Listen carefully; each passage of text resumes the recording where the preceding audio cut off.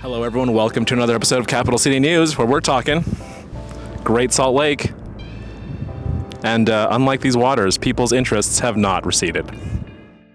I just am so hopeful that the love and commitment my friends have will change the future of the Great Salt Lake, and I just have a lot of hope for that. Hello everyone, Yusuf with SLC TV here at Fisher Brewery, where we're talking Great Salt Lake. We're here for one of the Wake the Great Salt Lake projects. It's all about the Great Salt Lake, awareness, how to save it. We're here tonight for the Hopeline. We're trying to get messages of hope to the Great Salt Lake, and so we have this phone booth where you can record messages and we are sharing them with the lake. The lake is an active participant, and you can also listen to other messages that other people have left, and you can listen to sounds of the Great Salt Lake on the phone booth. So what is like your end goal with this project? Like is it just to get people to know more? Is it to research more about the lake? Like what's your goal with this project? I think the ultimate goal is to save the Great Salt Lake, raising awareness, raising people who care about the lake, hoping to reach people who don't care. Nice. And who don't have feelings for the lake that can actually impact the lake. So this is obviously very specific to the Great Salt Lake. What is your ultimate goal? Or what are the things you're really trying to let people know about this project and your work in general? So Wake the Great Salt Lake is an initiative to basically bring awareness and educate people about the decline of the Great Salt Lake through public art.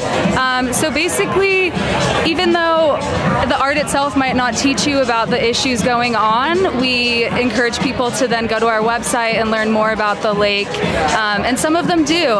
We have one of our projects looks at all of the different species at the lake. It's just kind of to bring awareness and educate people about the decline of the lake since it's so close to our city and it affects us all. Yeah. Yes, no, it's very true. I have learned so much just working on these projects and kind of covering. There's so much information. There's so much out there. It's so interesting and yes, very, very relevant and very, very necessary.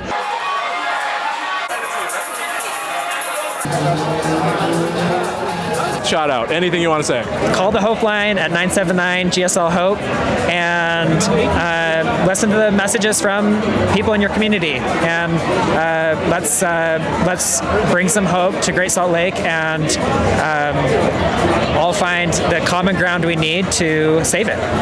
Save our Great Salt Lake. I would love to see the lake back to that condition, and I pray that it will be, and very soon. I just thank you for the opportunity to share a once-in-a-lifetime experience on the Great Salt Lake. Bye. As you know, we had a long 45-day session where the state legislature approved 582 bills, many of them in the 7th week of the session. I can say that I'm deeply concerned about the changes in the legislative session and the tenor of our legislature in this last session. This year brought about sort of an altogether different punitive level against Salt Lake City. And there was an audacity to some of the proposals that we saw, ones that really sought to control our residents' lives and to narrow our city's ability to function as a municipality. And specifically Salt Lake City, no other city in many of these legislative instances.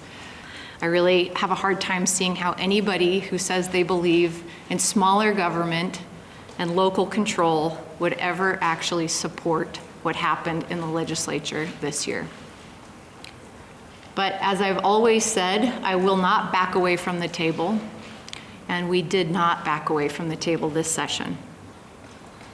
Anytime that there is legislation that runs counter to the values of our city and our residents, I will fight that every single time. And it was a long 45 days for us. I wonder if SLC Gov has posted anything fun recently. Why don't I have service? Oh, God!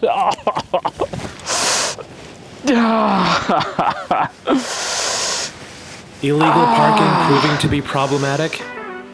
Download the My SLC app today.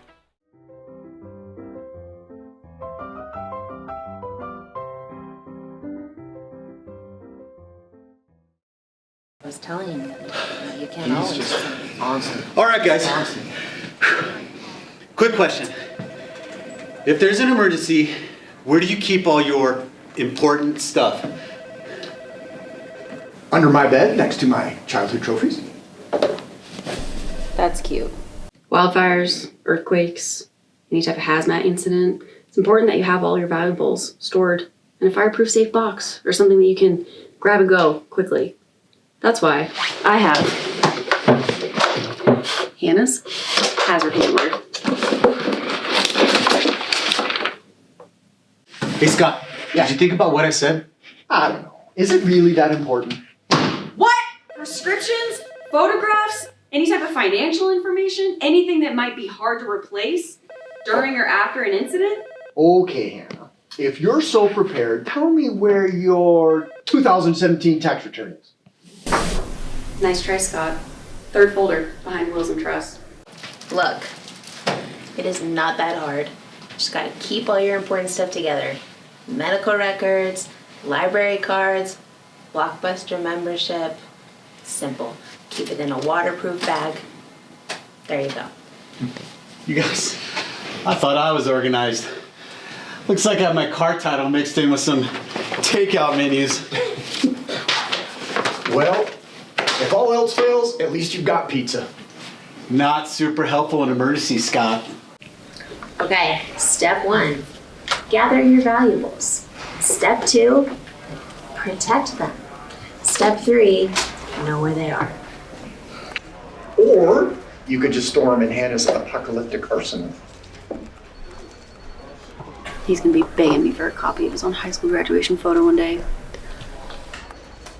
I gotta fix this. Why do you still have a Blockbuster card? Why not? What happened to Blockbuster? No, what happened to Blockbuster?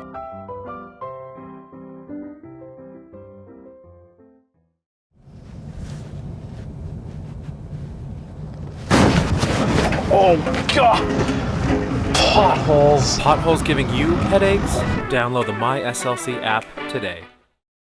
Our next segment is the History Minute, and we've got a new host, Stephanie. Take it away, Stephanie. We're here at the Great Salt Lake, which used to be a big recreational center because the water used to go all the way up to the Great Salt Air.